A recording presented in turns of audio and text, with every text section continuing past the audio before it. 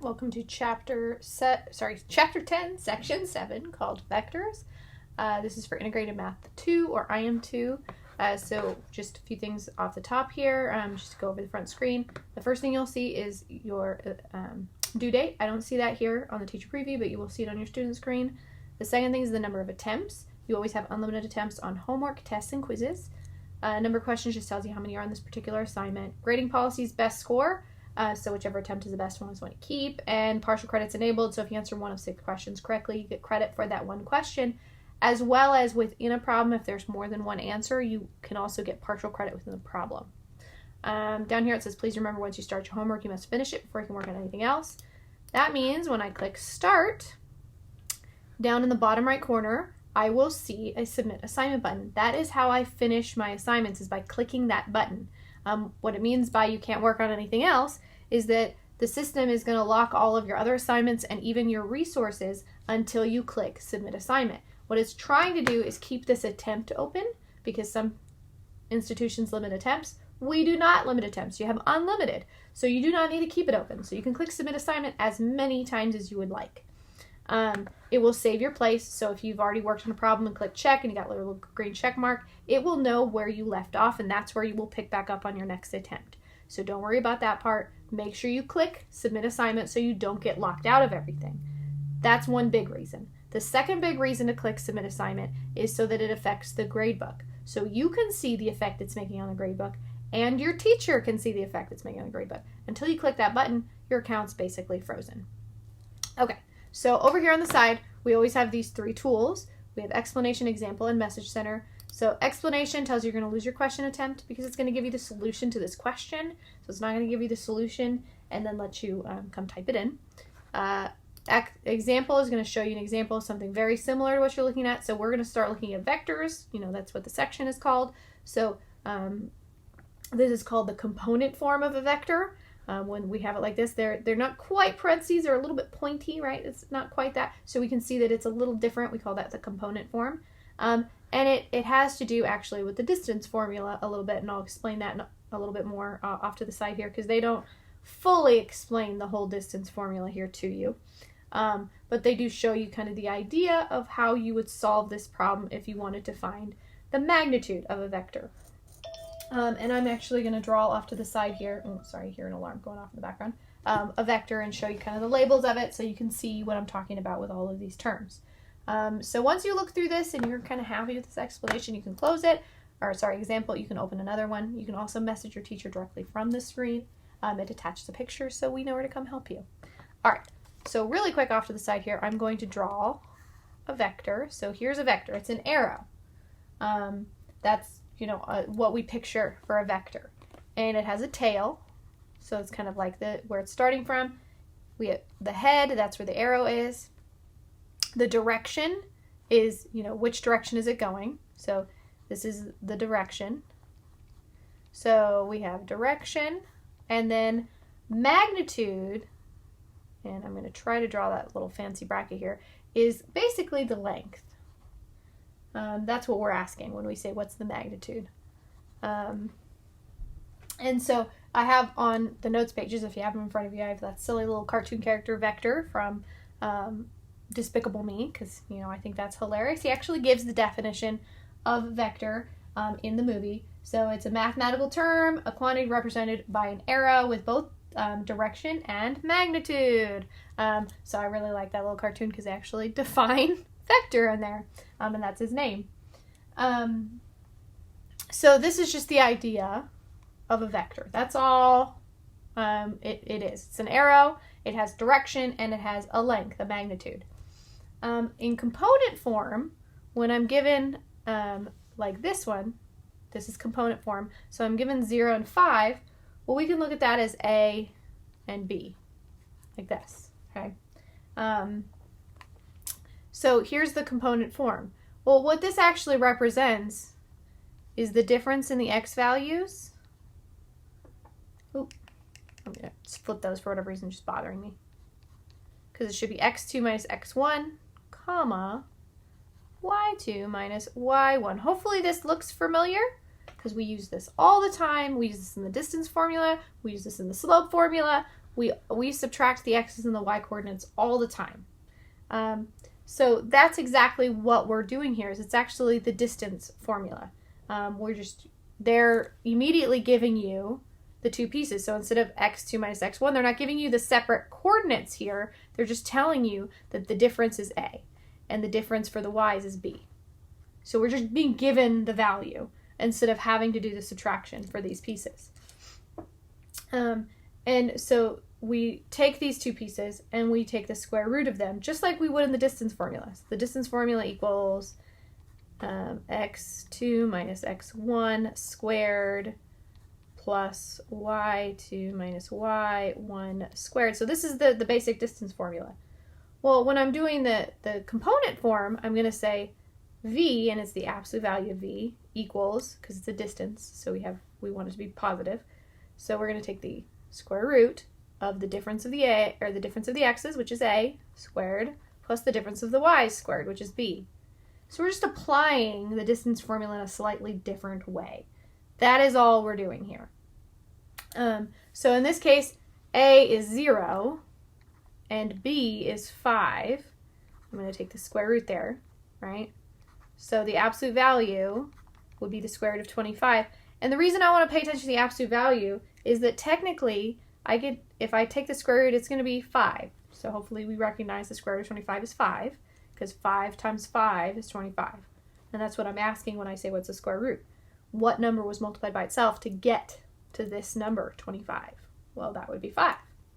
So I can go 5 times 5, that's positive, or I can go negative 5 times negative 5. I'd also get positive 25. But for a distance, because I take 1 for the square root, well, I can't have a negative square distance, or negative distance. That's not going to work. So that's why we do the absolute value. We're only focused on the positive. So v is going to be 5. So the magnitude will be 5 for this one. That's the length of this. So because they gave us that 0, it's a little easier. It's not always going to be one of the two pieces. It's just because they gave us the 0 there. All right, on the next one. So on this one, it says, given the vector b shown below, construct the vector 2b having initial point p. So we have an initial point p here. So we're going to use this little tool here. So this is actually scaling, and this is moving. So what they want us to do is they want us to click on this guy and move it. The initial point needs to be p, so I'm going to boop, pop it on there so it's b. Oh, darn it, I still have the move tool on. I have to change it to scale. So they want us to change it to this, 2b, like 2.0b. So it was 1, now it's 2. So you want to make sure you're paying attention. Is it negative? Is it positive? Because if I move this guy around, I don't think they let me actually rotate it at all. No. In future ones, you might be able to rotate it around. In this one, we're just moving it up, down, right, left, and then scaling it to make sure it's the correct scale they're asking us for. So we're just playing with some tools there. It's kind of basic. All right, now we're going to do some multiplication. So this is multiplication of a vector by a scalar. It's the geometric approach, blah. So given the vector shown below, construct the vector negative 2 having initial point p. So we do want it to have the initial point p. So we have this guy, and we're going to initial point p there. And then we're going to take this, and we're going to flip it. See how I flipped it? So this is positive. It wants negative. So I'm going to go negative 2. I just want to make sure that says negative 2, just like they asked me. So you just either go back or forth, depending on if it's positive or negative. They're just asking you, again, to kind of play with the tools, see what you get there. All right. So now we're going to translate a vector, but we're going to do it with the component forms. We're not going to do it on the grid there. It's kind of a blank grid, but it was still a grid. All right, so a vector with initial point 2, 1, and terminal point 6, negative 3 is translated so that its initial point is at the origin. Find its new terminal point. So with this one, we just want to make sure that we're, how far are we moving, basically? That's kind of the question. And we can even look at this. Let me see if I can get it open really quickly. Okay, so I'm going to show you, this is called Desmos.com. If you've never used it before, it's a very convenient online graph calculator. It's not the only one by any means. It's just kind of convenient.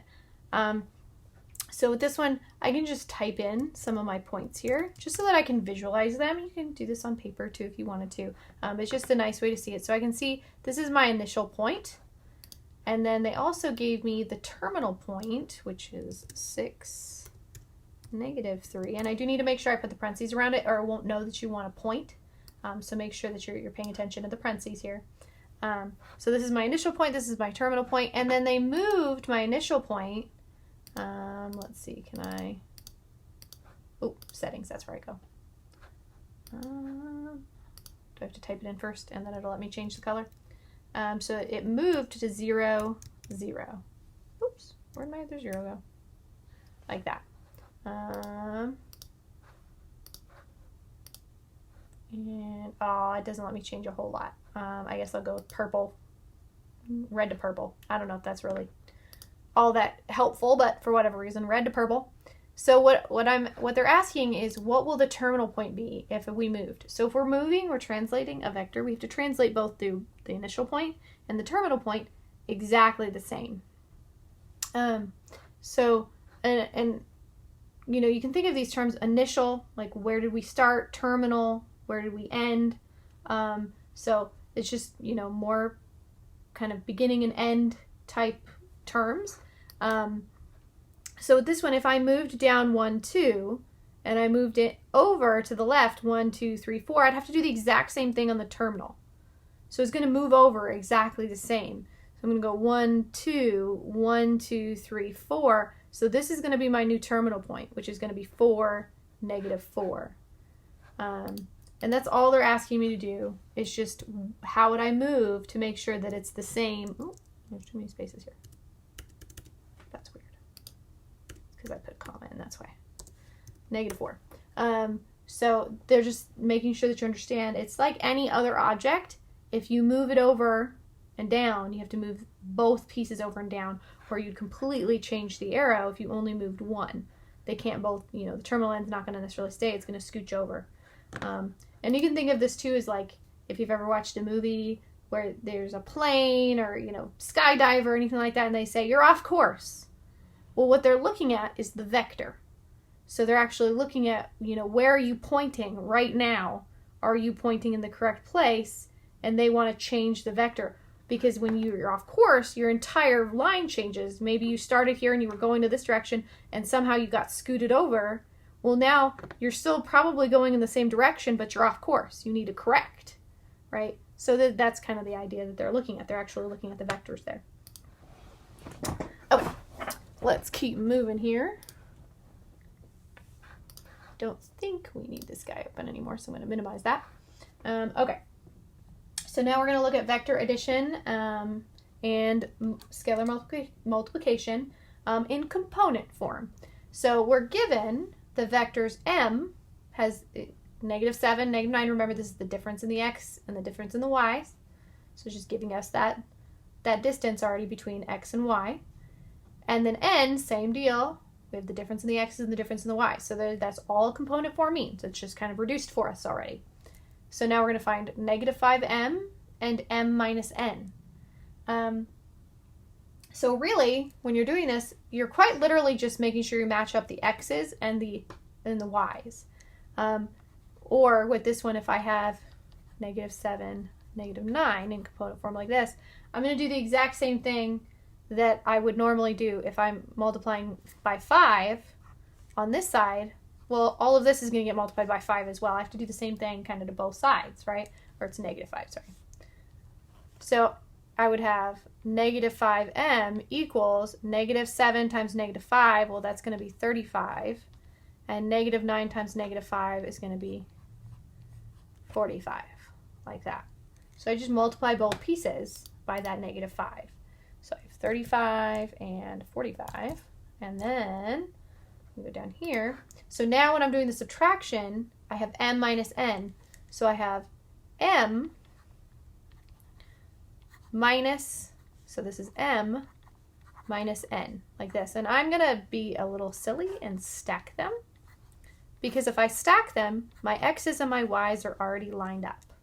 I don't have to worry about lining them up because it always goes x then y.